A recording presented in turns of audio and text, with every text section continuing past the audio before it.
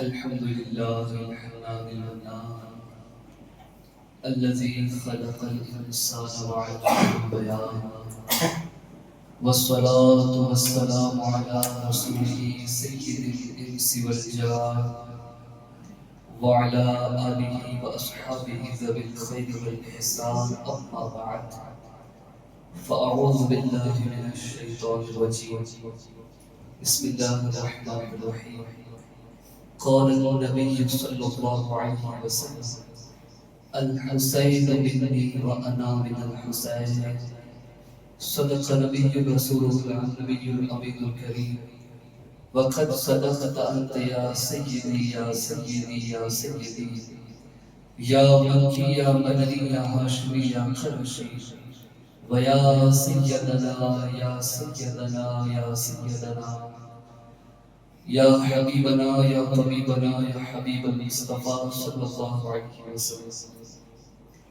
عزیزان گرامی وقار، محترم احبہ محبان اہل بیت، السلام علیکم ورحمۃ اللہ وبرکاتہ. الحمدللہ بفضلہ تعالی آج شان اہل بیت اور تذکرہ اہل بیت کا ہمارا چوتھا دن ہے. اللہ ہماری محفلوں کو اپنی بارگاہ میں قبول فرمائے اور اس کے صدقے میں ہماری ہر پریشانی دور فرمائے. الحمدللہ میرے عزیزوں، یہ جو ہم کار خیر کر رہے ہیں واقعی میں یہ بہت قابل رشک ہے ان لوگوں کے لیے جو اس محفل میں نہیں آ سکے، اس وجہ سے کہ حبیب کا ذکر کرنا یہ خدا کی عبادت ہے. حضور کا ذکر کرنا یہ اللہ کی عبادت ہے، اور حضور کی آل کا ذکر کرنا یہ مصطفیٰ کی رضامندی ہے. تو یاد رکھنا، اگر تم چاہتے نہ ہو، بہت پیارا شعر ہے ذہن سے نکل گیا لیکن میں اپنے لفظوں میں بتا دوں کہ لوگ چاہتے ہیں کہ وہ اللہ کو راضی کر لے، لیکن ہوتا یہ ہے کہ حبیب کو چھوڑ کے خدا تک پہنچتے ہیں. حبیب کو چھوڑ دیا ہے، خدا تک پہنچ رہے، لیکن یاد رکھنا جب تک حبیب کا دامن نہیں پکڑو گے خدا کی بارگاہ میسر نہیں آ سکتی. اور حبیب کے قریب جانا ہے تو اہل بیت سے محبت کرو، حضور کی آل سے محبت کرو. میرے عزیزوں، ہم سنیں گے انشاءاللہ کہ ابھی تو ہم نے سیدہ کی فضیلت سنی، اس کے بعد امام حسن کی فضیلت سنی، ان کی شہادت سنی، کل امام حسین کی فضیلت سنی، ان کا بچپن سنا. لیکن میرا عزیزو، در حقیقت یہ ہے کہ یہ جو ہم بیان کر رہے ہیں، یہ کربلا، یہ قربانیاں، اور آج میرے صرف ایک بہت آج کا جو میں بیان کرنے والا ہوں آپ کی کانوں تک، آپ کے علم تک، آپ کے دل تک جو میں پہنچانے والا ہوں، وہ یہ ہے کہ امام حسین کو مدینہ چھوڑنا پڑا تھا.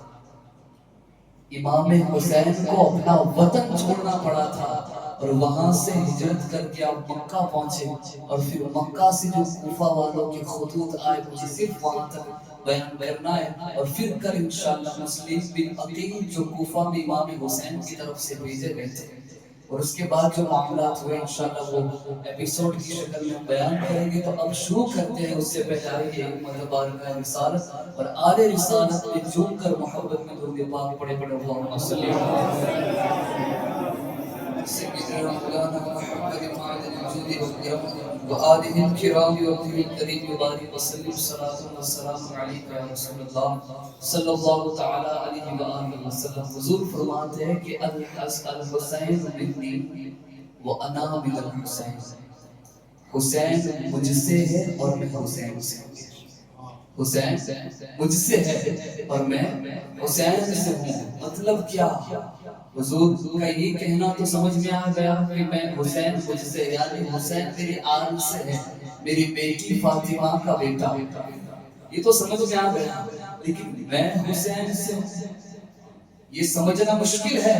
یا رسول اللہ، وجہ کیا ہے کہ آپ نے یہ تو کہہ دیا کہ حسین مجھ سے ہے، سمجھ لیا کہ آپ کی آل ہے، آپ کی بیٹی سیدہ فاطمہ زہرا کی اولاد ہے، تو سمجھ میں آیا کہ حسین آپ سے ہے.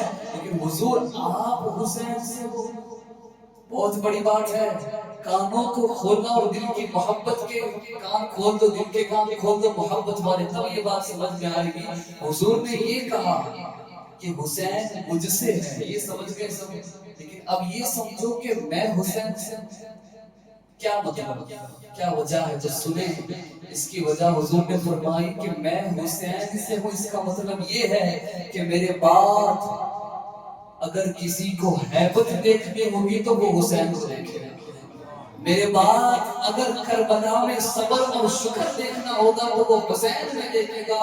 المختصر یہ کہ میرے بعد اگر کس کو تصویر محمد دیکھنی ہو تو وہ حسین کو دیکھے گا، اگر میرے بعد کسی کو تصویر محمد صلی اللہ علیہ وسلم دیکھنی ہے تو وہ میرے بعد میرے حسین کو دیکھے گا۔ اب میرے عزیزوں، ہم نے کل تک سنا تھا کہ امام عالی مقام امام حسین رضی اللہ تعالی عنہ کا جو واقعہ ہم نے چھوڑا تھا، وہ یزید حضرت امیر معاویہ کے بعد دست پر آ گیا۔ حضرت امیر معاویہ رضی اللہ تعالی عنہ کی وصال کے بعد یزید تخت خلافت پہ آ گیا۔ اب اس یزید پلید نے کیا اس نے اس کو ایک خوف تھا، اس کے دل میں ڈر تھا، جو اکثر درد ہے کہ بیانات تقریر ہو گئی، یہ چیز بیان نہیں ہوتی، تخلیق کیوں ہوتی ہے؟ کیونکہ امت تک وہ حقیقت پہنچتی نہیں ہے جو کربلا کی وجہ تھی۔ کربلا کیا ہے؟ صرف یا حسین کرنا کربلا نہیں ہے۔ کربلا کیا ہے؟ صرف امام علی مقام کے نعرے لگانا کربلا نہیں ہے۔ کربلا کا اصل مقصد جو میرا امام مدینہ چھوڑ کے کوفہ تک پہنچا تھا، جیسا کیوں نکلے تھے آپ؟ کیا ضرورت تھی؟ مدینہ ان کے نانا کی جانگیر ہے، اور صرف مدینہ میں الفاظ کو پھر سے لیتا ہوں، پوری کائنات ان کے نانا کی جانگیر ہے۔ ان کو کیا ضرورت تھی کہ اپنی پاک بیویوں کو لے کر، اپنے ساز و سامان کو لے کر وہ مدینہ چھوڑے جہاں ان کی ماں فاطمہ موجود ہے، وہ مدینہ چھوڑے جہاں ان کے نانا مصطفیٰ موجود ہے، اس مدینے کو چھوڑ کر وہاں سے ہجرت کر کے پھر یہ بھی پتا تھا ایک بار مدینہ سے نکلوں گا پھر حسین لوٹ کے مدینہ کبھی نہیں آئے گا۔ تو میرے عزیزوں، وجہ کہ اسی وجہ سے ہم کربلا بیان کرتے ہیں، اسی وجہ سے ہر سال کربلا ریپیٹ ہوتی ہے، تاکہ تمہارے دلوں میں یہ بات نقش کر جائے کہ تم تک جو دین پھیلا ہے، پہنچا ہے، وہ اہل بیت کا صدقہ ہے، اہل بیت کا صدقہ ہے۔ یہاں پر بیچ کے اندر کتاب کے اندر یزید کا پورا انٹروڈکشن، اس کا پورا لائف سٹائل آ رہا ہے، لیکن میں نے اس کو سکپ کر دیا۔ میں انشاءاللہ آخر میں لاؤں گا واقعہ کربلا کے بعد کیا ہوا اہل بیت کے ساتھ مدینہ پہنچے، اس کے بعد اینڈ میں جب بیان کا اختتام ہوگا آخر میں، تب میں یہ پورا چیپٹر یزید کا لاؤں گا، آپ کو بتاؤں گا کہ یہ پلید دکھتا کیسا تھا، اس کے کرتوت کیسے تھے، اور اس پاکھنڈی اس مردود کے اوپر جو کلنک لگا ہے یہ حقیقت ہے، اور اس نے اپنی پیشانی اور اپنے ہاتھوں کو اہل بیت کے خون سے لگا۔ میرے عزیزو، یہ آخر میں لاؤں گا انشاءاللہ، اپنے ٹاپک کے اوپر آتا ہوں، اس سے پہلے آئیے ایک مرتبہ پھر بارگاہ رسالت میں درود پاک فاتحہ پیش کریں اور پڑھیں اللہم صلی علی سیدنا مولانا محمد وعلى الجود والكرم وآلہ الکرام وابنہ الکریم وبارک وسلم، صلو علیہ الصلاۃ والسلام علیک یا رسول اللہ صلی اللہ علیہ وسلم۔ پھر سے میں اپنی گفتگو کو شروع کرتا ہوں، لی خمسۃ اطفی بہا حر الوباء الحاطمہ المصطفیٰ والمرتضیٰ وبناہما والفاطمہ۔ اب یزید جو ہے وہ تخت خلافت پہ آ گیا حضرت امیر معاویہ کے انتقال کے بعد۔ اب وہ جب تخت خلافت پر آیا نا تو اس کو جو ہے وہ ایک خوف تھا، ایک ڈر تھا، جو میں اپنی بات کے اندر اب لا رہا ہوں۔ اس کو ایک ڈر تھا کہ کہیں میرے سامنے قابل خلافت یعنی خلافت کے اوپر آنے والا کوئی اور میرے سامنے کوئی کھڑا نہ ہو جائے، اس کو ڈر تھا۔ اور اس کو سب سے بڑا خوف کس کا تھا؟ کس کا تھا؟ امام حسین کا تھا، اس لیے کہ علی کا بیٹا حسین اگر میرے سامنے کھڑا ہو گیا تو پوری کائنات اس کو اپنے ہاتھ، اس کے ہاتھ پر بیعت کر کے اس کو اپنا خلیفہ تسلیم کر دے گی، اس کو ڈر تھا، کیونکہ اگر میں چاہتا تو کہ بادشاہ کو میں پورے جو ہے وہ ممالکوں کے اوپر راج کروں، اپنا سکہ جماؤں، تو اس نے جو ہے وہ یہ ساری چیز تو کرنی چاہے، لیکن ڈر تھا۔ اس کے لیے سب سے پہلے اس نے ادھر ادھر کے ممالکوں میں تو اس نے خطوط بھیج دیے، وہاں کے گورنروں کو خط لکھ کے بھیج دیا کہ اپنے اپنے ملکوں کے اندر میرے نام کی بیعت کر لو کہ اب سے تمہارا خلیفہ یزید ابن معاویہ ہے، اس کو تم اپنا خلیفہ تسلیم کرو، وہ جو حکم تم پہ نافذ کرے گا تمہیں وہ کرنا پڑے گا، وہ جو تمہارے اوپر کام کرنا مسلط کرے وہ تمہیں کرنا پڑے گا، المختصر یزید کو اپنا سب کچھ مان لو۔ اس طریقے کے خطوط اس نے اپنے الگ الگ ممالک میں بھیجا دیا، لیکن اس کو ڈر تھا ایک شہر کا جس کو شہر مصطفیٰ کہتے ہیں، اس کو مدینہ کہتے ہیں، اور ابھی بھی اس پاک سرزمین کے اوپر نبی آخر الزمان صلی اللہ علیہ وسلم کا وہ چہیتا شہزادہ جس کو پھر مصطفیٰ نے کہا الحسین منی وانا من الحسین، کی ذات وہاں پر موجود تھی۔ یزید نے خط لکھا اور خط لکھ کے مدینہ پاک بھیجوا دیا، اور یہ اس وقت مدینہ منورہ کا جو گورنر تھا جس کا نام ولید بن عتبہ تھا، وہاں کا جو مدینہ کا گورنر تھا اس کا نام تھا ولید بن عتبہ۔ یہ تھوڑے تھوڑے اگر نام آپ کو یاد رہے تو کیریکٹر کو اپنے ذہنوں میں بٹھا کے رہتا کہ آگے بہت کام آئے گے سارے کیریکٹر۔ فرمایا گیا کہ ولید بن عتبہ کو یزید نے خط لکھا جس میں اپنے والد کی وفات کی اس نے اطلاع دے دی کہ اے ولید بن عتبہ، میرے والد امیر معاویہ رضی اللہ تعالیٰ عنہ وصال فرما چکے ہیں، اور ان کی جگہ پہ تخت خلافت پہ میں آ چکا ہوں، تو اس کی بیعت تو مدینے کے اندر سب سے پہلے عبداللہ ابن عباس، عبداللہ ابن زبیر اور بالخصوص حسین ابن علی کے ہاتھوں سے لے لو اور ان کی سند کر کے لگا دو، کیونکہ اگر ان تینوں نے اس کی سند دے دی، ان تینوں نے بیعت کر لی، تو پھر صرف مدینہ نہیں پوری کائنات میرے ہاتھ کے اوپر بیعت کر لے، پوری کائنات میرے ہاتھ میں بیعت کر لے گی، کیونکہ اگر ان میں سے کوئی ایک بھی روگردانی کرتا ہے تو میرا پورا ختم ہو جائے گا۔ اور اس کو خوف یہی تھا کہ کہیں میرے سامنے حسین کھڑے نہ ہو جائے، اور وہی ہوا۔ یاد رکھنا مخلوق کے خدا بندی کے بندوں کی یعنی حضور کے غلاموں کے بارے میں جو بہت زیادہ ظلم کرتا ہے، جو ناپاک خیالات رکھ کے ڈرتا ہے نا میرے عزیزو، یاد رکھنا ہر ایسے معاملے میں، ہر ایسے وقت میں اللہ نے مسلمانوں کو فتح عطا فرمائی ہے۔ شرط یہ ہے کہ تم اس کے ہو کے رہو، شرط یہ ہے کہ تمہاری پاک دامنی کو تم ثابت کرو۔ اب ہمایوں کے ولید بن عتبہ کو خط پہنچا، اس نے اطلاع کر کے پورا لکھ دیا کہ ہر خاص کو، ہر عام کو، ہر کسی کی بیعت لے لو، اور بیعت لینے کے بعد مجھے پھر سے خط بھیجو کہ میں نے بیعت لے لی ہے تاکہ میں پرسکون ہو سکوں۔ ولید بن عتبہ نے فوراً بلایا، اس کو یہ خط پورا اس نے جو ہے وہ مروان بن حکم کے بعد جا کے اس کو شیئر کیا۔ مروان بن حکم کون ہے میں تھوڑی دیر بعد اس کا جو ہے وہ پورا بتاتا ہوں۔ جب یزید کا خط ولید کے پاس پہنچا تو وہ بہت گھبرا گیا۔ کیوں گھبرایا؟ ولید بن عتبہ گورنر تھا، گھبرایا کیوں؟ اس لیے گھبرایا کہ گھبرانے کی اس کی وجہ یہ تھی کہ اس نے ایک شخص کو بھیج کر مروان بن حکم کو بلوایا، بہت گھبرا گیا تھا یہ کیا کر دیا ہے، امیر معاویہ وصال فرما چکے ہیں، یزید تخت پہ آ چکا، وہ یہ بھی کہہ رہا ہے کیونکہ ولید بن عتبہ کو پتا تھا کہ یزید کون ہے، وہ کسی سے چھوٹی چھوٹی بات نہیں تھی، اس کی فساقت، اس کی فجاریت سب کے سامنے تھی، وہ اتنا فساق و فجار تھا کہ میرے عزیز انشاءاللہ میں ابھی اس کو بیان نہیں کرتے، سارے میں ایڈ میں بیان کروں گا کہ اس کے کرتوت کیا تھے، تو مختصر کہ اس کو خوف ڈر گیا کہ اگر یہ تخت خلافت پہ آ گیا تو جو رسول پاک ہمیں مکہ اور طائف کے اندر ہمارے دلوں میں ایمان پہنچانے کے لیے پتھر کھائے تھے، ان قربانیوں کا کیا ہوگا؟ رسول پاک اور ان کے اہل و عیال نے جو ہم تک صحیح دین پہنچانے کے لیے مشقتیں اٹھائی تھی، ان قربانیوں کا کیا ہوگا؟ ولید بن عتبہ نے فوراً ایک شخص کو بھیج کے مروان بن حکم کو بلایا، جو ولید سے پہلے مدینے کا گورنر رہ چکا تھا۔ یہ جو مروان بن حکم تھا یہ عتبہ بن ولید سے پہلے مدینے کا گورنر رہ چکا تھا، بلایا اور یزید کا خط دکھا کر اس سے یہ مشورہ طلب کیا کہ تم اس کے بارے میں کیا کرتے ہو؟ میں پریشان ہوں، میں بالکل ٹینشن میں آ چکا ہوں، مجھے کچھ سمجھ میں نہیں آ رہا ہے، اے مروان بن حکم تو کیا کہتے ہیں اس کے بارے میں؟ تو یہاں پر ایک بات بتا دینا میں سب کو ضروری سمجھتا ہوں کہ مروان بن حکم وہ شخص ہے کہ جب اس کی پیدائش ہوئی، جب کوئی مروان بن حکم، میں آپ کو بتاؤں مروان بن حکم کی جب پیدائش ہوئی تو اس کو حضور پاک صلی اللہ تعالی علیہ وآلہ وسلم کی بارگاہ میں لے جانے.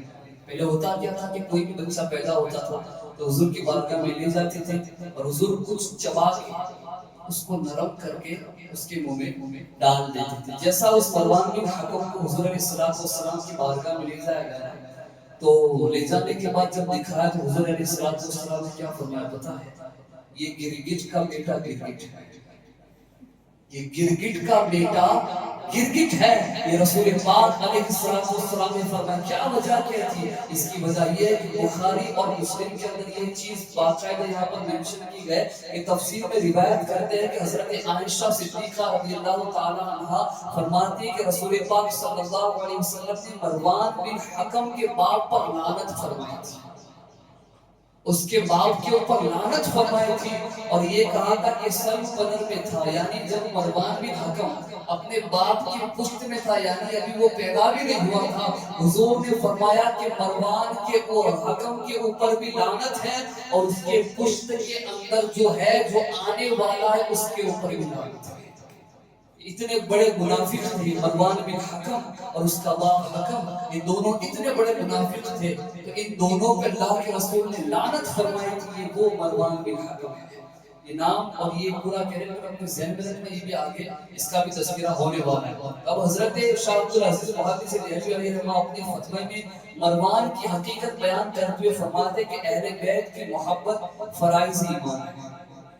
اہل بیت کی محبت ہمارے ایمان کے فرض میں شامل ہے، تم مانو کہ نہ مانو. ہاں حقیقت اہل بیت سے محبت کرنا کیا ہے؟ بولو بھئی کیا ہے؟ یہ ہمارا عقیدہ ہے. اس لیے کہ رسول کی محبت ایمان، تو رسول کی آل کی محبت بھی ہمارا ایمان ہے، رسول کی آل کی محبت بھی ہمارا ایمان ہے. اب یہاں پر یہ بتایا جاتا ہے کہ مروان بن حکم، حضور علیہ السلام نے فرمایا مروان کے باپ پر بھی لعنت ہے اور مروان کے اوپر بھی لعنت ہے. اب یہ ساری چیزیں ہوتی رہی. اب میرے عزیزو اب یہاں پر بتاؤ کہ جب مدینہ منورہ کے گورنر ولید نے مروان سے مشورہ لیا تو اس نے کہا کہ یہ تینوں کو فوراً ابھی بلاؤ. کن کو؟ حضرت حسین ابن علی، حضرت عبداللہ ابن زبیر اور حضرت عبداللہ ابن عباس. یہ تینوں کہہ رہے ہیں. حضرت عبداللہ ابن عمر، میں جہاں بھی عبداللہ عباس بولا تھا میں اس سے رجوع کرتا. حضرت عبداللہ ابن عمر یہ کون ہے؟ حضرت عمر کے بیٹے. کس کے بیٹے؟ حضرت عمر. کون عمر؟ جنہوں نے کہا تھا اے حسین آج عمر جو 22.5 لاکھ مربع لاکھ میل یعنی آدھی دنیا کو اکیلا سنبھالتا ہے وہ تمہارے نانا کا صدقہ ہے. وہ عمر کا بیٹا. اچھا بات آئی تو میرا جو بات نکلی ہے تو میں بتاؤں کہ جو حضرت عبداللہ ابن عمر ہے نا تو امام حسین کے ساتھ سبھی دوست ہے، بچپنا ساتھ گزرا ہے. ان کی بات نکلی ہے تو میں بتا دوں کہ بچپن کا واقعہ ہے. دونوں ساتھ کھیل رہے تھے، پتا نہیں کیا ہو گیا تو امام حسین نے کہا سن لے تیرا تو بھی تیرا باپ میرے نانا کا غلام ہے. کیا کہا؟ تیرا باپ میرے نانا کا غلام ہے. یہ بات جا کے لگ گئے دل پہ بیٹے کو کہ میرے باپ کے بارے میں ایسا ہو رہا. چھوٹے ہیں پتہ نہیں تھا، وہ تو امام عالی مقام امام حسین ہے جن کو خدا نے بچپن ہی سے شعور ذہنیت عطا فرمائی تھی. عام بچوں کی طرح نہیں تھے آپ تو وہ ہے جن کے لیے کپڑے درزی بن کے جبریل جنت سے لے کے آتے تھے. آپ تو وہ ذات ہے جن کی بلائے لینے فرشتے آسمان سے نیچے آتے تھے. حضرت عبداللہ بن عمر کو کہا کہ سن لے تیرا باپ میرے نانا کا غلام ہے. اب جو یہ کہا نا تو رویا اور رو کے چلے گئے اور جا کر کہا ابا یہ معاملہ ہے. حضرت عمر موجود تھے. بیٹا کیا ہوا، کیوں رو رہے ہو؟ کہا حضور معاملہ یہ ہوا کہ حسین کی میرے ساتھ تکرار ہو گئی. حضرت عمر پریشان ہو گئے، حسین کے ساتھ تکرار کر کے حسین علی کا بیٹا رسول کا نواسا. بولنے ہی جا رہے تھے لیکن حضور نے فرمایا تھا، انہیں یاد آ گئے کہ جب تک تم کوئی بات مکمل نہ سنو اس کے اوپر ایکشن مت لو. کوئی تمہارے پاس کچھ کہنے آئے پورا معاملہ سن لو. حضرت عمر خاموش ہو گئے. بیٹا کیا ہوا؟ فرمایا ابا میں کھیل رہے تھے، اچانک کوئی ایسی بات ہو گئی، حسین کے ساتھ بات چل رہی تھی، حسین نے پتہ ہے تمہیں کیا کہا مجھے؟ کہا بیٹا کیا کہا؟ حضور حسین نے ایسا کہا کہ تیرا باپ عمر میرے نانا کا غلام ہے. حضرت عمر نے کہا کہ ایسا کہا؟ بلا کے لاؤ اسے. اب یہ جب سنا تو حضرت عبداللہ بن عمر کو دل میں آیا کہ اب حسین کو جو ہے وہ میرے بابا ضرور ڈالتے ہیں، کیونکہ خلیفۃ المسلمین ہے، امیر المومنین ہے، اور عمر کا جلال تو وہ ہے کہ شیطان راستہ بدل دیا. عمر کا جلال وہ ہے کہ جو کفار مکہ عمر کو مارنے آتے تھے، عمر فرماتے ہر آنے والا میرے ہاتھ کی مار کھا کے جاتا. وہ عمر کی ذات ہے. جب حضرت عمر نے کہا نا تو دوڑتے ہوئے کہا حسین چلو میرے بابا نے بلایا، چلو تمہیں بلایا. جو علی کا بیٹا تھا، دلیریت خون میں تھی، شجاعت خون میں تھی. کھڑے ہوئے چل میں نے کہا منع کیا ہے، چلو میں تمہارے باپ کے پاس آنے کے لیے تیار ہوں. حضرت امام حسین حضرت عبداللہ بن عمر دونوں آ رہے ہیں اور کہا دیکھو بابا حسین کو لے کے آیا ہوں. کہا حسین یہ کیا کہہ رہے ہیں؟ کیا کہہ رہے؟ کہا تم نے میرے بارے میں کیا کہا ہے، ذرا کہہ کے سناؤ. انہوں نے کہا کہ ہاں میں نے کہا ہے. کہا پھر سے ذرا زور سے کہہ کے سناؤ. کہا ہاں میں نے کہا ہے کہ اے عمر سن لو، تو میرے نانا کا غلام ہے، تو میرے نانا کا غلام ہے.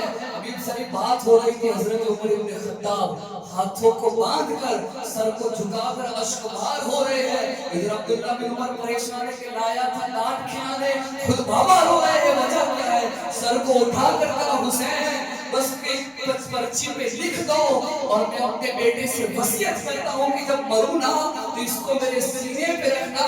اگر قیامت کے لیے یہ پرچی کامیاب ہو گئی تو عمر کی زندگی وصول ہے، عمر کی زندگی وصول ہے. میرے عزیزوں سوچو وہ حسین جس کی تعظیم کے لیے وقت کا امیر المومنین عمر بن خطاب اپنے ہاتھوں کو جھکا کے سر جھکا کے اس کی ذات کا نام امام حسین کی ذات ہے، وہ ذات کو امام حسین کہتے ہیں. تو عبداللہ بن عمر، حضرت عبداللہ بن زبیر اور حضرت امام حسین، ان تینوں کو بلانے کا مشورہ کیا کس نے؟ مروان بن حکم نے. کس کو دیا؟ ولید بن عتبہ کو کہ فوراً ان تینوں کو بلاؤ، اب بھی کہ اب بھی بلاؤ، اور فوراً ان کو بلا کے پہلی فرصت میں تینوں کی بیعت لے لو، اور اگر بیعت نہ دے تو فوراً ان کو یہی قتل کر دو. گرگٹ تھا، حضور نے کہا کہ گرگٹ کا بیٹا گرگٹ ہے. حضور نے یہ حدیث بتائی تھی، اور گرگٹ اپنا کام دھیرے دھیرے ہر جہاں جاتا ہے اس میں لگ جاتا ہے. یہ گرگٹ کی خاصیت ہوتی ہے نا. ابھی ہمارے معاشرے میں کچھ گرگٹ ہے جو منافقت کے دور میں ہے، ایمان والوں کے ساتھ رہتے ہیں اور جب کفار کے پاس جاتے ہیں تو ان کے ہو جاتے ہیں، ایمان والوں کے پاس آتے ہیں تو ایمان والے ہو جاتے ہیں. ایسے ہی کو بتایا گیا ہے کہ یہ منافق ہے، ایسے کو منافق کہا گیا ہے. تو مروان بن حکم نے مشورہ دیا کہ سب سے پہلے ان تینوں کو بلاؤ، اور ان تینوں کو بلا کر جو ہے وہ سب سے پہلی فرصت میں ان تینوں کے پاس سے بیعت لے لو. یہی چیز ہوئی. مروان بن حکم نے جس طرح کہا اسی طرح ولید بن عتبہ نے پیغام بھجوایا اور تینوں شخصیات کو بلایا. کون کون؟ حضرت امام حسین، عبداللہ بن زبیر اور عبداللہ بن عمر. یہ تینوں شخصیتوں کو بلایا اور بلا کر جو ہے وہ حضرت عثمان غنی رضی اللہ تعالیٰ عنہ کی دور کی بات ہے. پہلے میں اپنی اس بات کو مکمل کر دوں. تو ان تینوں کو بلایا. جب بلایا تو حضرت امام حسین رضی اللہ تعالیٰ عنہ دونوں ساتھیوں کے ساتھ آ رہے تھے. مشورہ چل رہا تھا کہ کیا بات ہوگی، کیوں بلایا ہوگا. حضرت امام حسین نے کہہ دیا وہ غیر خدا نبی کا نواسا کیا کہہ رہا ہے؟ تمہیں پتا ہے میرے معاویہ کا انتقال ہو چکا. ابھی ایک خبر جب تک یزید نے نہیں پہنچائی تھی مدینے میں کسی کو پتا نہیں تھا کہ امیر معاویہ کا وصال ہو چکا ہے. حضرت امام حسین نے جب یہ کہا تو دونوں ان کے دوست پریشان کہ آپ کیا کہہ رہے؟ کہا ہاں. اور یزید نے تخت خلافت پہ آنے پہ جو ہے وہ آ گیا اور بیعت کے لیے خط بھیجا اسی کے لیے ابھی بلا گیا. اب یہ دیکھو کہ جو حضور نے بچپن میں رسول پاک نے گنتی کے طور پہ اپنا لعاب دیا تھا، یہ اس لعاب کا برکت ہے. کہتے نا کہ وہ زبان جس کو سب خن کی کنجی کہے، اس کی نافذ حکومت پہ لاکھوں سلام. میرے رسول کی وہ زبان اور لب حسین کو ٹچ کی اور اللہ نے ایسی برکت عطا کی، ایسا علم عطا کیا کہ اس چیز کے معاملے کو ہونے سے پہلے آپ نے پرکھ لیا. تینوں دوست اندر گئے اور جانے کے بعد امام حسین نے کہا کہ دونوں یہی پر رکو. اور کچھ ساتھی بھی ساتھ میں آئے تھے. امام حسین نے کہا تم لوگ یہی رکو جب تک میری آواز بلند نہ ہو. ایسا نہ لگے کہ جھگڑا ہو رہا ہے, آواز بلند ہو رہی ہے, تب تک اندر مت آنا, تب تک اندر مت آنا. اور جب تک میں باہر نہ ہوں تب تک یہاں سے جانا نہیں. یہیں پر رکے رہو. میں آؤں گا جب لگے کہ آواز بلند ہو رہی ہے, لڑنے کی آواز آ رہی, جھگڑے کی آواز آ رہی, تم سارے اندر آ جانا. اور جب تک میں باہر نہیں آتا تمہیں یہاں سے جانے کی بھی اجازت نہیں. امام حسین اندر چلے گئے. مروان بن حکم وہی موجود تھا. ولید بن عتبہ بھی تھا. اور ولید بن عتبہ نے بلا کر فوراً کہا کہ میں کوئی ادھر ادھر کی بات نہیں کرتا. ایک خط آیا ہے یزید ابن معاویہ کا, اور اس نے لکھا ہے کہ میرے معاویہ کا انتقال ہو گیا ہے اور ہمیں بیعت کے لیے بلایا جا رہا ہے, ہمیں بیعت کے لیے کہا جا رہا ہے. تو حضرت امام حسین رضی اللہ تعالیٰ عنہ نے فرمایا کہ کیا کہنا کیا چاہ رہے ہو. انہوں نے کہا کہ یزید کا حکم آیا, یزید کا بیعت کا خط آیا ہے, تمہیں اس کے اوپر بیعت کرنی ہے اور بیعت کر کے تمہیں اس کے اوپر دستخط کرنا ہے تاکہ تمام لوگ یزید کو اپنا خلیفہ تسلیم کر لیں. تو امام حسین کا جواب سنو. اب یہاں پر پاکی اور ناپاکی سنو. حسین کا جواب پہ قربان ہماری نسلیں. حسین نے کہا میرے جیسا اس جیسے کے ہاتھ میں ہاتھ لے گا, میرے جیسا اس جیسے کے ہاتھ میں ہاتھ لے گا. اے ولید تو بھی سن لے, یہ چیز ممکن نہیں ہے. مروان بن حکم سائیڈ پہ تھا, اس کو پتا تھا کہ جگر گوشے بطول ہے, چشمے نور شیر خدا ہے, اگر کچھ بولوں گا تو پتا نہیں کب جلا نہ جلا کاٹ دے. خاموشی کے ساتھ بیٹھنا, کچھ نہیں بولا. امام حسین کا الفاظ یہ تھا کہ اے ولید سن لے, میرے جیسا اس جیسے کے ہاتھ پہ بیعت کر ہی نہیں سکتا اور یہ ناممکن ہے. حسین سر کٹا سکتا ہے, ہاتھ اس کے ہاتھ میں نہیں دے سکتا. پتا تھا کہ فاسق ہے, پتا تھا کہ جس دین کے لیے انہوں کو تو پتا تھا نا, ان کو پتا تھا امام علی مقام کو کہ نانا نے کیسی کیسی قربانیاں دی ہے. ہم سب اس چیز سے بے خبر نہیں ہے, باخبر ہے. ہم نے سنا ہے کہ جب میرا رسول مکہ کے اندر تھے اور حرم پاک میں جب نماز پڑھتے تھے, یہی مکہ کے کفار رسول پاک پہ اونٹ کے اوجڑی لا کے ڈال دیتے تھے. حضور نے کبھی شکوہ نہیں کیا. جب دعوت اسلام پہنچانے کے لیے آقا طائف کے اندر گئے, لوگوں نے اتنے پتھر مارے کہ حبیب کا خون, جس کو پاک خون کہا گیا ہے, جسم سے بہتا ہوا نالین میں اس قدر آیا کہ نالین اور پیر جم کا اتنا خون حضور علیہ السلام کا بہ گیا. حضور نے کبھی اپنی زبان سے شکوہ نہیں کیا. میرے عزیزوں, وہ رسول کی بیٹی سیدہ خاتون جنت, آپ کا جب نکاح ہوا نا, وہ پہلے بھی بیان کیا, حضور کو کہا یا رسول اللہ مجھے انعام میں کیا ملے گا. بیٹا ماں کو تو صحیح کیا چاہیے. وہ خاتون جنت نے کہا بابا مجھے بخشش کے اندر, انعام کے اندر میرے بابا کی امت کی بخشش چاہیے, بخشش چاہیے. پتا تھا علی مقام کو ایسے ہی دین کو نہیں جانے دیتے, ایسے ہی پاک دین کو ایسے فاسق, ایسے فاجر اور ایسے بدبخت کے ہاتھوں نہ دیتے. امام حسین نہیں دیے اور چلے گئے, پلٹ گئے وہاں سے اور دروازے کی طرف آنے لگے. دھیرے دھیرے چلتے چلتے مروان بن حکم نے اشارہ کیا, اس کو قتل کر دو. موجود ہے کتاب میں, قتل کر دو. یہ تم کیا کر رہے ہو؟ اگر ابھی قتل نہیں کیا تو یہ سارے ہم پہ بھاری پڑے گے. یہ تم کیا کر رہے ہو؟ امام حسین کو سنانے کے لیے بول رہا تھا, پہلے دھیرے بول رہا تھا, پھر آواز کو بلند کی ہے, ولید کیا کر رہے ہو؟ میں نے کہا تھا ان کو قتل کر لو, اگر بیعت دے تو ٹھیک, ورنہ سب کو قتل کرو, ورنہ اگر ان کو قتل نہ کیا تو یہ سب ہم پہ بھاری پڑ جائے گے. امام حسین علی مقام رکے, پلٹے اور کہا ہے مروان بن حکم تو مجھے قتل کرے گا, تو قتل کرے گا مجھے. مروان بن حکم کھڑا ہو گیا, اگر تجھ میں ہمت ہے تو آ اور قتل کر کے دکھا, میں بھی تجھے بتاتا ہوں کہ شجاعت حیدری کسے کہتے ہیں. آ کے قتل کرے گا, آجا قتل کے لیے. ولید بن عتبہ کھڑا ہوا, ابھی یہ گفتگو چل ہی رہی تھی. حسین رضی اللہ تعالیٰ عنہ نے کہا سن لو تم دونوں, یہ جس چیز کا ناپاک ارادہ تمہارا ہے اور اس یزید کا ہے, یہ چیز کبھی ممکن نہیں ہو سکتی, اس لیے یہاں پر اس ساری چیز کو میں ایک شعر میں سمجھا دوں. امام علی مقام نے کیا کہا تھا کہ پیدا ہوئے تو حق سے شریعت خرید لی, پیدا ہوئے تو حق سے شریعت خرید لی, جب ہو گئے جوان تو امامت خرید لی, صدقے کے راہ حق میں شہادت خرید لی, نانا کے اس نواسے نے جنت خرید لی, نانا کے اس نواسے نے جنت خرید لی. امام حسین نکل گئے, تو باہر نکلے تو دیکھا اصل میں جلال ہے, جلال حیدری چہرے پہ نظر آ رہا ہے, چہرہ لال ہے, کسی نے کچھ پوچھا نہیں. حضور امام علی مقام ساتھ میں نکل کے سب پہنچے, اور آدھی رات ایک خطبہ دیا, آدھی رات میں خطبہ آپ نے دیا, اور سب اہل بیت والوں نے اکٹھا کیا, سارے اہل بیت اطہار جتنے تھے اہل بیت سب کو اکٹھا کیا. انہوں نے کہا کہ اب وہ وقت آ چکا ہے جس کی بشارت نانا نے ہمیں بہت پہلے دے چکی تھی. وہ وقت آ چکا ہے میرا عزیزو. یہ رات میں اگر اپنے الفاظ میں کہوں, اپنے عشق میں کہوں, تو یہ غلط نہیں ہوگا کہ یہ رات شہادت کی رات سے بھی بہت دردناک تھی امام حسین کے لیے, اس لیے کہ یہ وہ رات تھی جس میں انہیں مدینہ چھوڑنا تھا, یہ وہ رات تھی جس میں انہیں وہ مدینہ چھوڑنا پڑا تھا جس مدینے میں نانا کے کندھوں پر بیٹھ کے شان کے ساتھ ہوا کرتے تھے. وہ مدینہ آج میں چھوڑنا پڑ رہا ہے.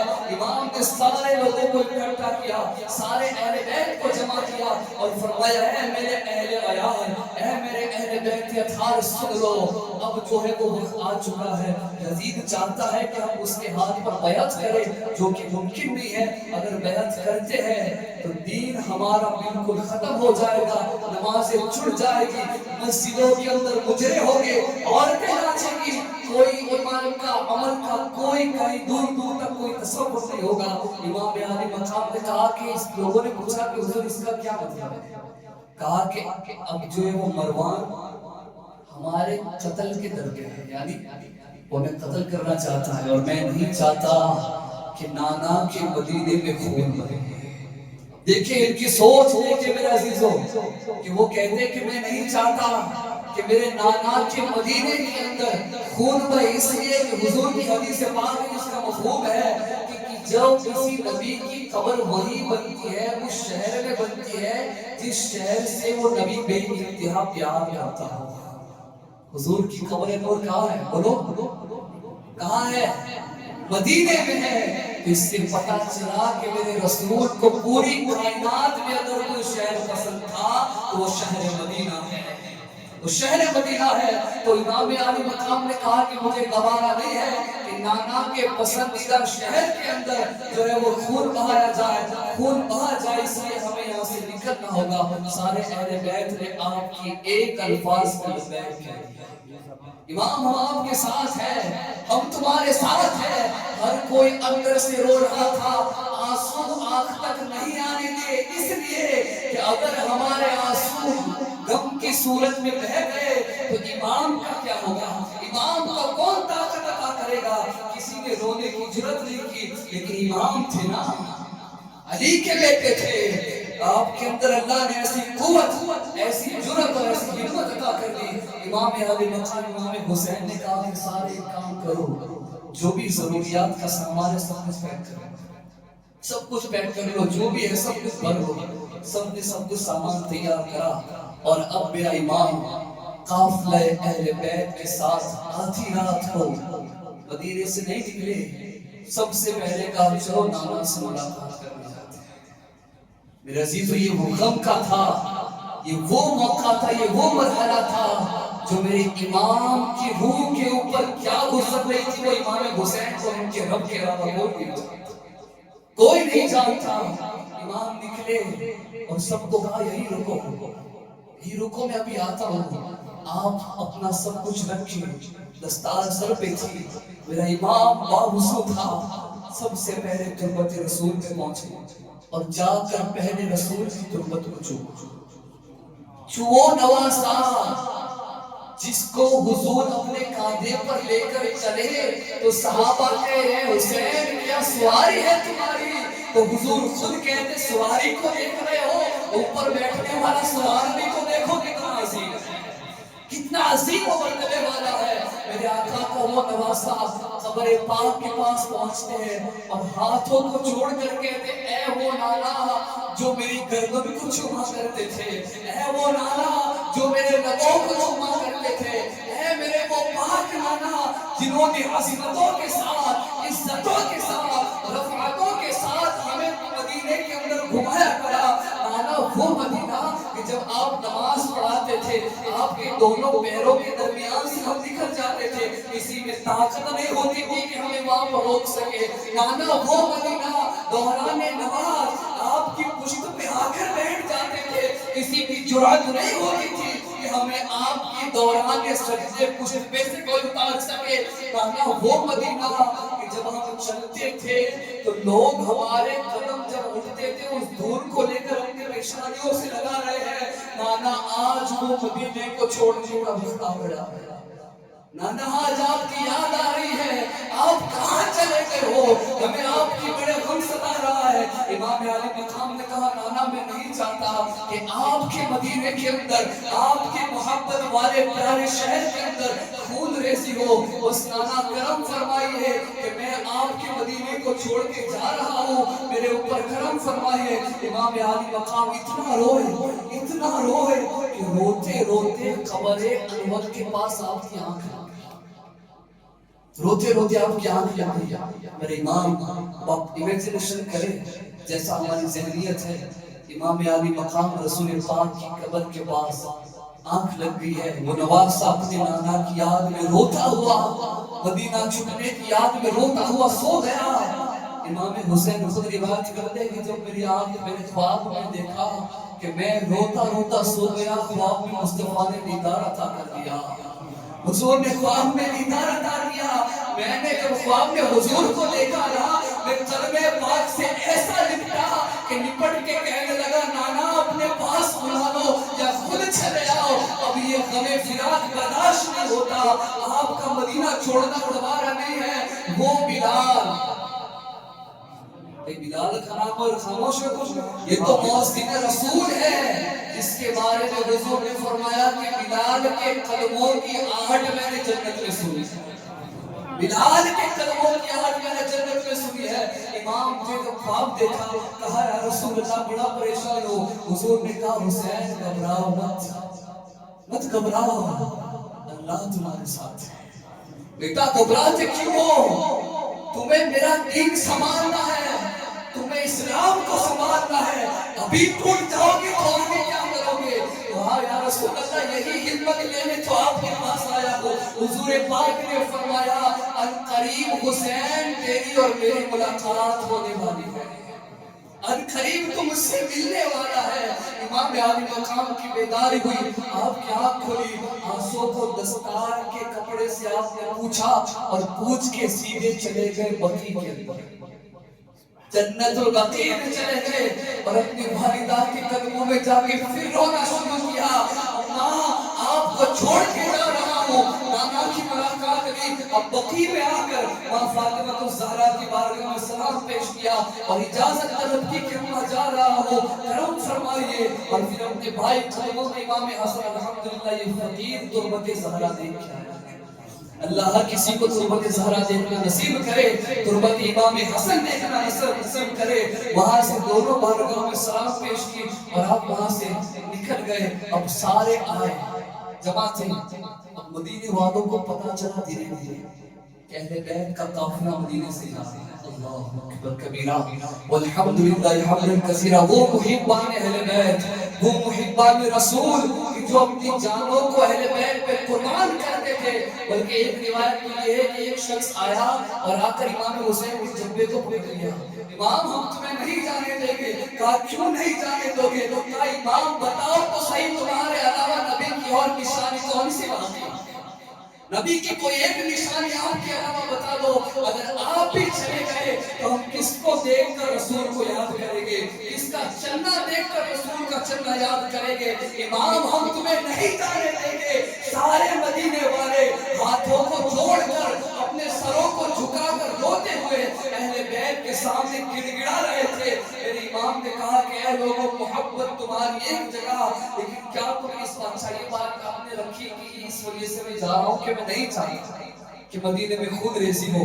مدینے کی وہ محبان اہل بیت نے کہا کہ امام آپ آواز کرو کہ ہم آپ سے پہلے آپ کے آگے سب بنا کر ان تمام کتنے بھی تعداد میں ہو، کتنے بھی لوگ اگر ہم کم ہے، کیونکہ ہم نے جنگ بدر دیکھی ہے، ہم نے جنگ بدر دیکھی ہے اور ہم آپ کو تنہا نہیں چھوڑیں گے۔ امام نے کہا لڑنا تو میں بھی نہیں بھولا ہوں، میں بھی علی کا بیٹا ہوں، لیکن میں نہیں چاہتا کہ میرے پناہ کے پاک مدینے کے اندر خون ریزی ہو، خون بہے۔ مجھے جانا ہوگا اور میں جا کے رہوں گا۔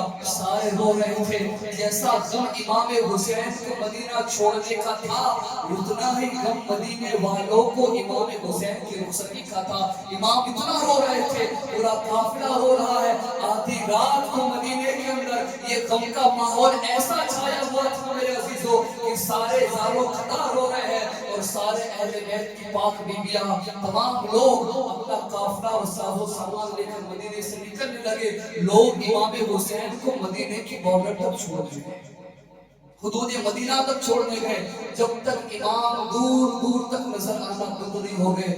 مدینے والے نہ گئے، رو رہے تھے، اپنی قسمتوں پہ رو رہے تھے، اور یہ کہہ رہے تھے کہ اے لوگوں، کہاں گیا وہ مدینے کا سکون، کہاں گیا وہ سکون۔ اچھا روایتوں میں یہ بھی آتا ہے کہ جب امام چلے گئے نا، اس کے بعد مدینے والوں کی حالت یہ تھی کہ لوگ جاتے تھے مدینے میں، امام حسن حسین کے گھروں کو دیکھنے جاتے تھے، گھروں کے اندر جاتے تھے، سیدہ کے گھروں کو دیکھنے جاتے تھے، گھر خالی ہے، وہ گھر میں وہ رونق نہیں ہے جو پہلے ہوا کرتی تھی۔ نبی پاک کے گھر میں جاتے ہیں، ان کو یاد کرتے کرتے، ارے وہ گھر فاطمہ زہرا کا وہ گھر، عام جگہ پہ جب وہی ہوتی تھی نا، حضور کہیں پر بھی ہوتے تھے عام جگہ پر، اور وہی آتی اندر، اور حضرت جبریل ابھی فوراً اس جگہ پہ آ جاتے، لیکن جب حضور سیدہ کے گھر میں تھے اور جب تک وہی نازل ہوئی ہے، سب سے پہلے جبریل نے کہا یا رسول اللہ اجازت ہو تو اندر آ جاؤں، یا رسول اللہ اجازت ہو تو اندر آ جاؤں۔ جن کے گھر پر بے اجازت جبرائیل آتے نہیں، شان والے جانتے ہیں قدر و شان اپنے۔ جبریل جن کی تعظیم کرے اس کو گھرانہ رسول کہتے ہیں۔ میرے رسول پاک کا یہ گھرانہ خونخوار روتا ہوا امام نے سب کو تسلی دی کہ یہ آزمائش ہے، یہ امتحان ہے، اور اس کو میں گزرنا ہے، ہمیں گزرنا پڑے گا۔ اس لیے میرے عزیزو سوچو کیا اس سے بڑا کوئی امتحان ہو سکتا ہے؟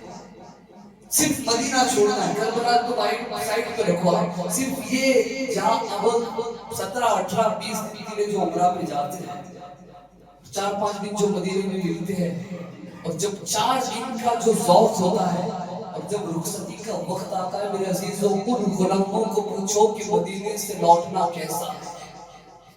صرف 4 یا 5 دن زندگی میں، 4 یا 5 دن نصیب اور میسر ہے، اور پھر لوٹتا ہوا روتا ہے، تڑپتا ہے، اور کہتا ہے آقا پھر بلا لیجیے گا، آقا پھر بلا لینا۔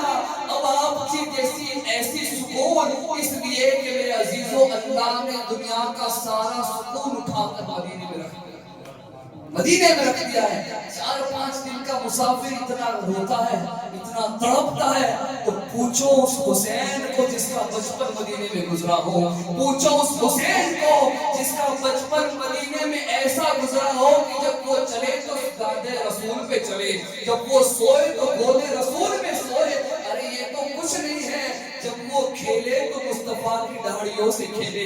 ایسا حسین منظر، ایسا حسین تجربہ، اور ایسا حسین زمانہ جس کا مدینے میں گزرا ہو، اور اس کو مدینہ چھوڑنا ہو تو کوئی عام بات چھوڑی ہے میرے عزیزو۔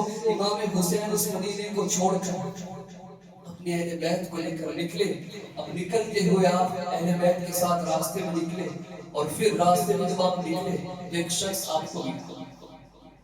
امام کہاں جا رہے ہیں؟ کہاں جا رہا ہے؟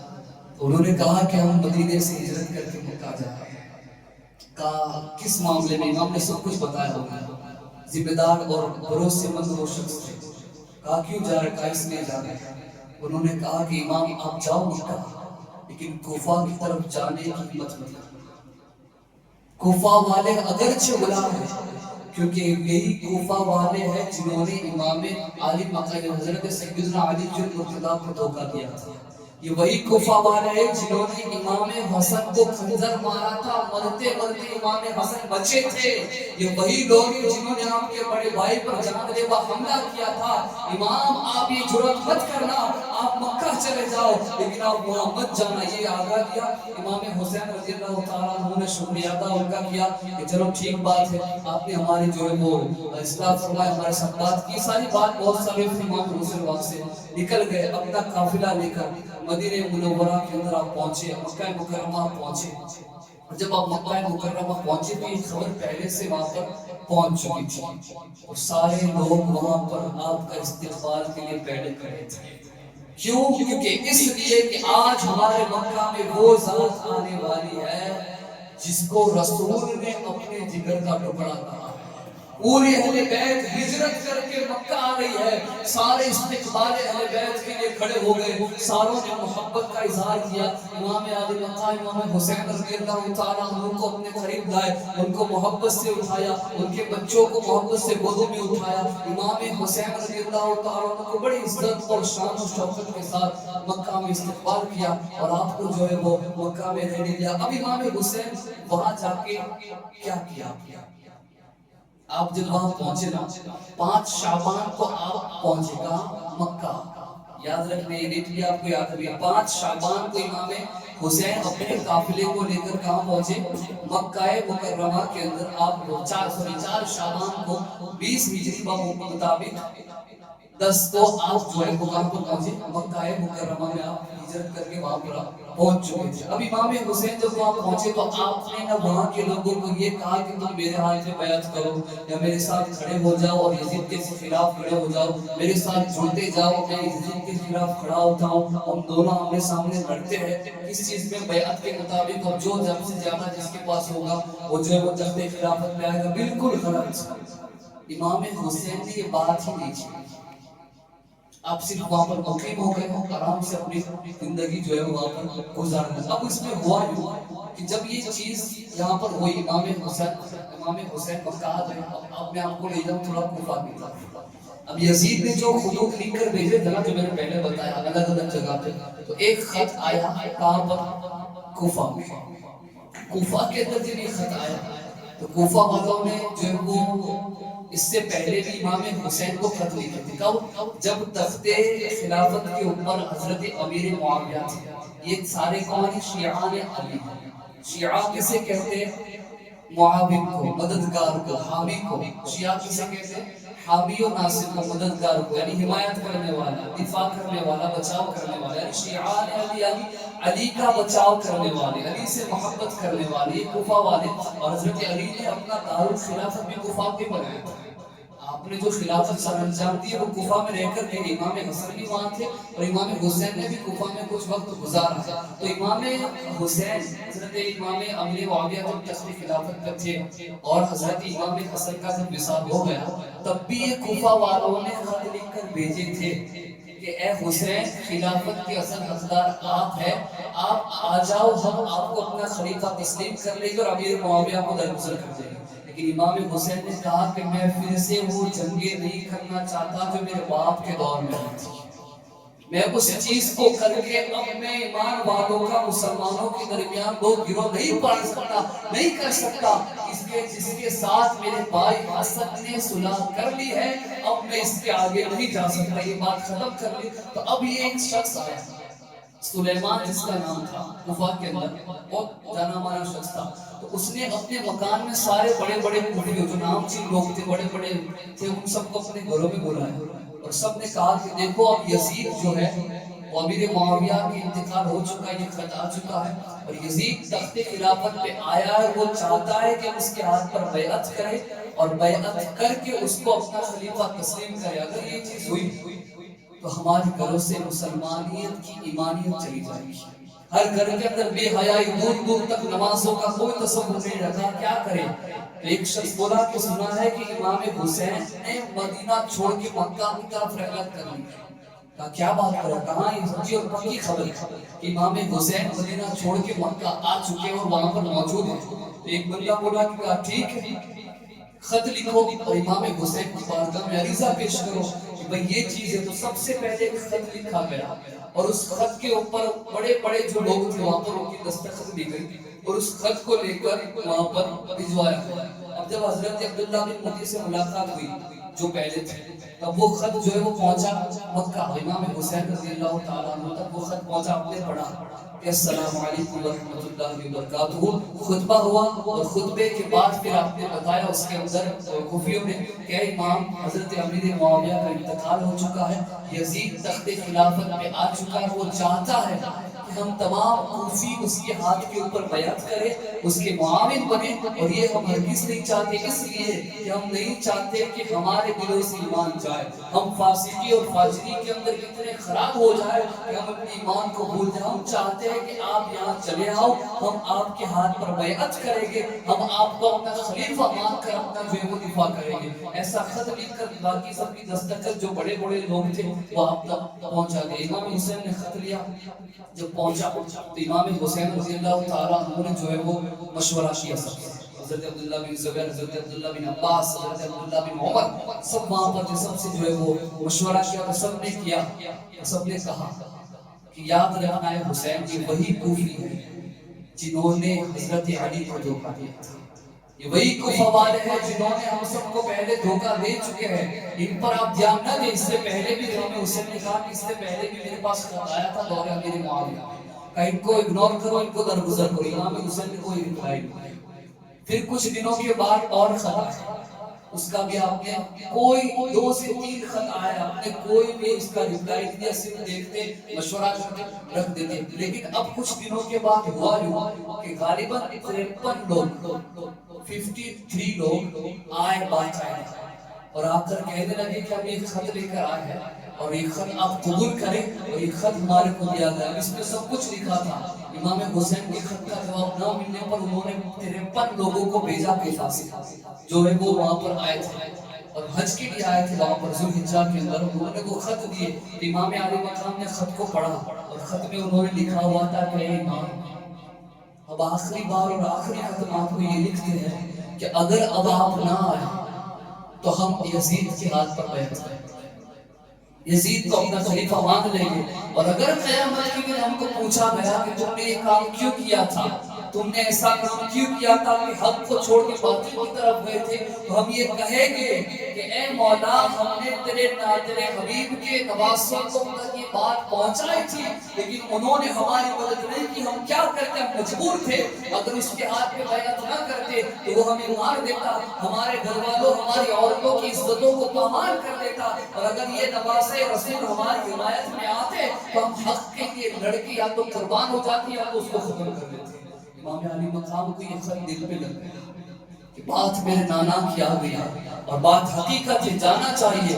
وہ سارے کھڑے ہو گئے, بلکہ یہاں تک لکھا گیا ہے میرے عزیزوں کہ حضرت عبداللہ بن زبیر نے تو اتنا منع کیا, سب نے منع کیا کہ ہم آپ کو نہیں جانے دیں گے. روایتوں میں ہے کہ آخر کار امام مانے ہی نہیں, اپنی ضد پہ اڑ گئے کہ میں جاؤں گا اپنے اہل بیت کو لے کے, جس طرح مدینے سے مکہ آیا ہوں اسی طرح مکہ سے میں کوفہ بھی جاؤں گا. سب منع کر رہے ہیں, ہر ایک صحابی مکہ کا, ہر ایک چاہنے والا منع کر رہا ہے مت جاؤ کوفے میں دھوکہ ملے گا. لیکن امام نے ایک نہ سنی, اس لیے کہ اگر کہ دھوکہ ملے گا لیکن وہاں جاؤ گا تو سکون تو ملے گا. یہ شان ہے اہل بیت والے کے میرے عزیزوں. امام حسین رضی اللہ تعالیٰ عنہ ایک پیر پہ تھے کہ میں کوفہ جاؤں گا. اب روایت میں ہے کہ حضرت عبداللہ بن زبیر باقاعدہ امام حسین کے آگے اپنی فوج لے کر کھڑے ہو گئے, کہا حسین جانا ہے تو میرے ساتھ چلنا ہے. محبت والی کہتے ہیں نا, محبت کے اندر کہتے ہیں کہ مثال کے طور اگر مجھے جانا ہے تو میری لاش پہ گزر کے جانا پڑے گا. یہ وہی محبت والا تھا, تلوار بھی نکال لی آپ نے, امام مجھے شہید کر دو, مجھے مار دو, لیکن میں آپ کو یہاں سے نہیں جانے دوں گا. کہا اب کیا کروں. امام حسین کہتے کہ محبت تمہاری بھی ہے, محبت ان بھی ہے, اور بیچ میں میرے نانا کا دین ہے, میں کیا کروں. تو حضرت عبداللہ بن زبیر کا غالب حضرت عبداللہ بن عباس دونوں میں سے کسی ایک نے مشورہ کیا کہ امام ایک کام کریں کہ آپ سب سے پہلے جائیں, پہلے وہاں کے حالات معلوم تو کریں کہ خط میں کچھ اور ہے، ظاہر میں کچھ اور ہے. آپ کے کسی بھروسے مند جس پر آپ کو یقین ہو ایسے کسی ایک باشندے کو بھیجے، ایک بندے کو بھیجے جو وہاں پر جائے اور جا کر حقیقت حال دیکھ کر تمہیں بیان کر، پھر آپ بالکل چلے جائیں ہم آپ کے ساتھ. امام حسین نے اپنے قافلے اہل بیت کی طرف دیکھا اور دیکھ کر کہا کہ مجھے پورے قافلے میں اگر کوئی اپنا بھروسے مند قابل اعتماد نظر آتا ہے تو وہ میرا بھائی مسلم بن عقیل ہے. میرے عزیزوں میں آپ کو بتاؤ، یہ پورے کربلا کے واقعے میں، پورے کربلا کے واقعے میں اگر شہادتیں ہوئی ہے نا، بہت ساری شہادت، سارے سروں کی تاج، لیکن جس میں دل سے رونا، سب میں رونا تو دل سے آتا ہے، لیکن ان کی جو قربانی ہے، ان کے ساتھ جو دھوکہ ہوا ہے میرے عزیزوں، بڑا سخت دھوکہ ہوا ہے. حضور امام حسین رضی اللہ تعالیٰ عنہ نے کہا کہ میرا بھائی عقیل، مسلم بن عقیل، یہ کون ہے؟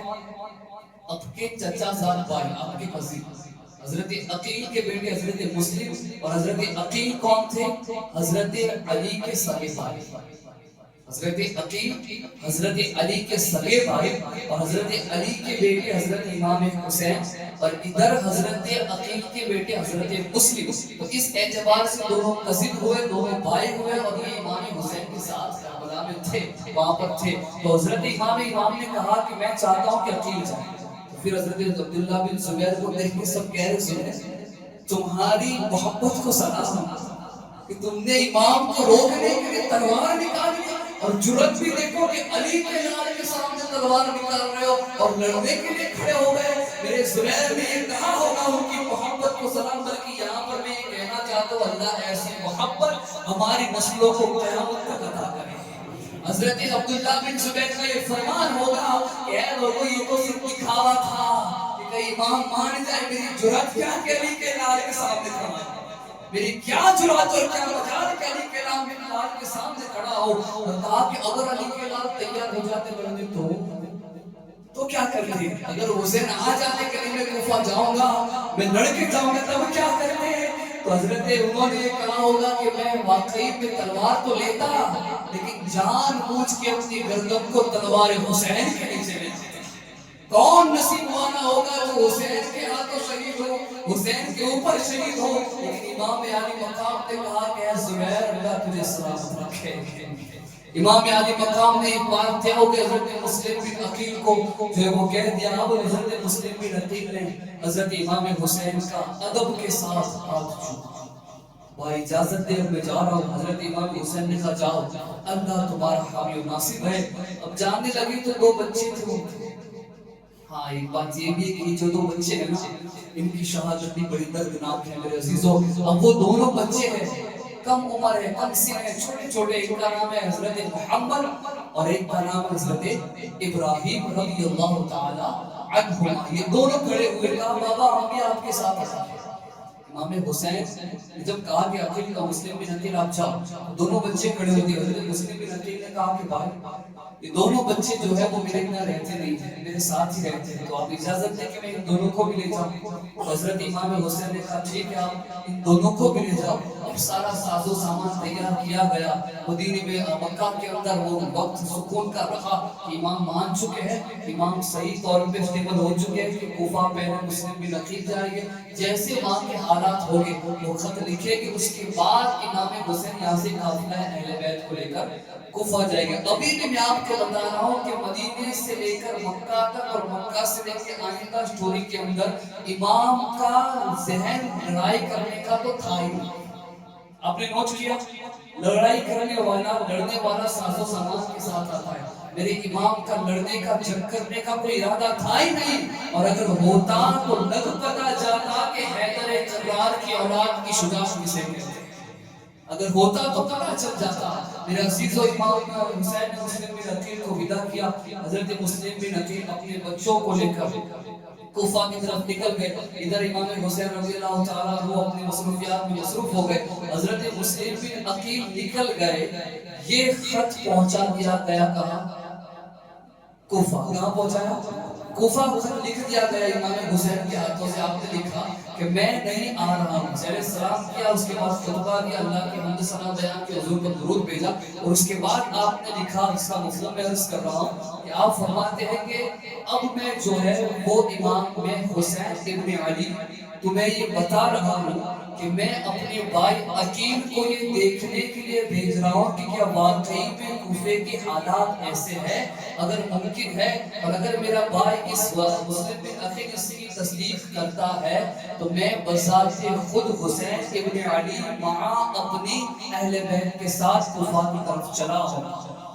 یہ خط آپ نے لکھا اور آپ نے یہ خط کوفہ پہنچا دیا. جب یہ خط پہنچا کوفہ, جب یہ خط کوفہ پہنچا تو سارے جتنے بھی کوفہ کے لوگ تھے, یہ بات میں کہنے کا بھول گیا کہ اس وقت کوفہ کا جو گورنر تھے حضرت نعمان بن بشیر صحابی رسول, نعمان بن بشیر صحابی رسول, یہ بھی نام اپنے ذہن میں رکھنا. جب یہ خط وہاں پر پہنچا, جب خط پہنچا تو سارے لوگ خوش ہو گئے کہ الحمدللہ اہل بیت کا ایک باشندہ ہمارے کوفہ میں آنے والا ہے, اور دھیرے دھیرے سارے آنے والے, وہ تو خوشی میں تھے. اب یہ ساری چیزیں حضرت مسلم بن عقیل یہاں پر کوفہ میں انٹر ہو گئے. اب انشاءاللہ تبارک و تعالیٰ آگے کی داستان کربلا ہم کل بیان کریں گے. اللہ تبارک و تعالیٰ کی بارگاہ میں دعا ہے کہ مالک کریم امام عالی مقام کے صدقے ہماری محفل کو اپنی بارگاہ میں قبول عطا فرما.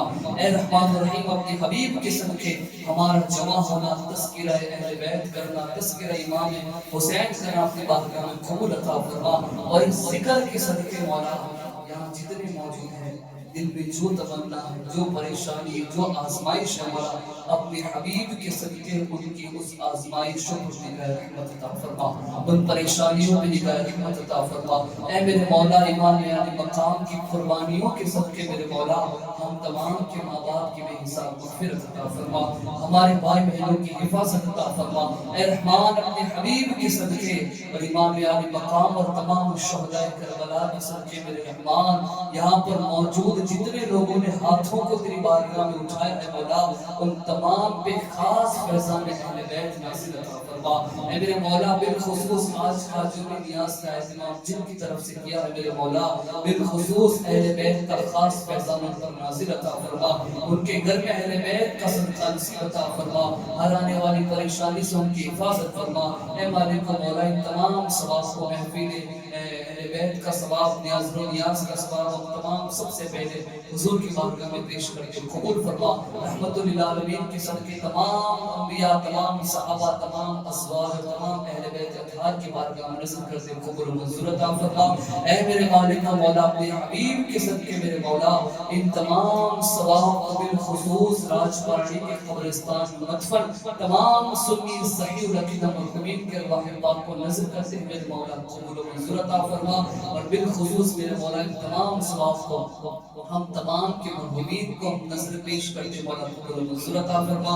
اے مالک و مولا ہم نے جو مانگا ہے وہ بھی عطا فرما, اور جو مانگنے سے رہ گیا اپنے رحم و کرم سے وہ بھی عطا فرما. ان اللہ و ملائکتہ یصلون علی النبی یا ایھا الذین آمنوا صلوا علیہ وسلموا تسلیما. اللهم صل على سيدنا مولانا محمد وبارك وسلم صلاة والسلام عليك يا رسول الله صلى الله تعالى عليه وسلم. سبحان ربك رب العزة عما يصفون وسلام على المرسلين والحمد لله رب العالمين. یا حسین یا حسین ابن علی کہتے ہیں یہ سارے غلام, سب غلام آپ کو سلام, آپ کو سلام. یا حسین یا حسین ابن علی کہتے ہیں یہ سارے غلام,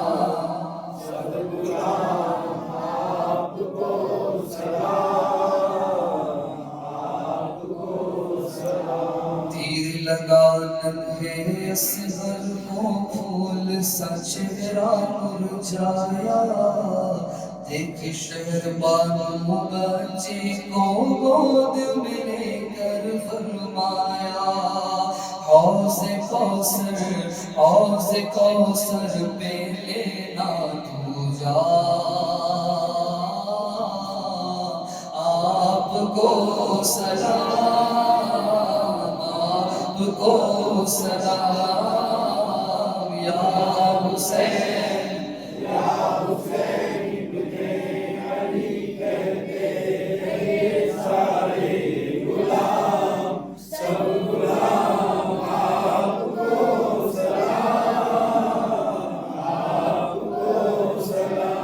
جن کی پیشانی کا بوسہ پیارے نبی فرماتے تھے بچپن میں جبریل امین بھی جھولا جھلانے آتے تھے جن کی پیشانی کا بوسہ پیارے نبی فرماتے تھے بچپن میں جبریل امین بھی جھولا جھلانے آتے تھے وہ ہے نواسا اے خیر الانام آپ کو سلام آپ کو سلام یا حسین آپ کو سلام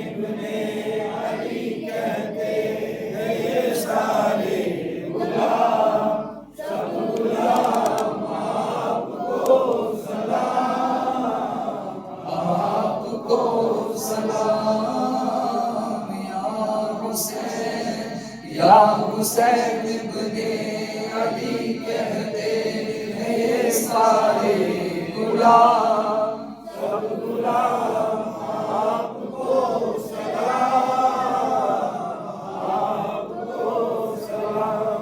الصلاة والسلام عليك يا رسول الله الصلاة والسلام عليك يا حبيب الله الصلاة والسلام عليك يا نبي الله وعلى آلك وأصحابك يا محمد رسول الله صلى الله تعالى عليه وسلم سبحان ربك رب العزة عما يصفون وسلام على المرسلين والحمد لله رب العالمين من خمسة نطفي بها حر الوباء الحاتمة المصطفى والمرتضى وابنا والفاطمة برحمتك يا أرحم الراحمين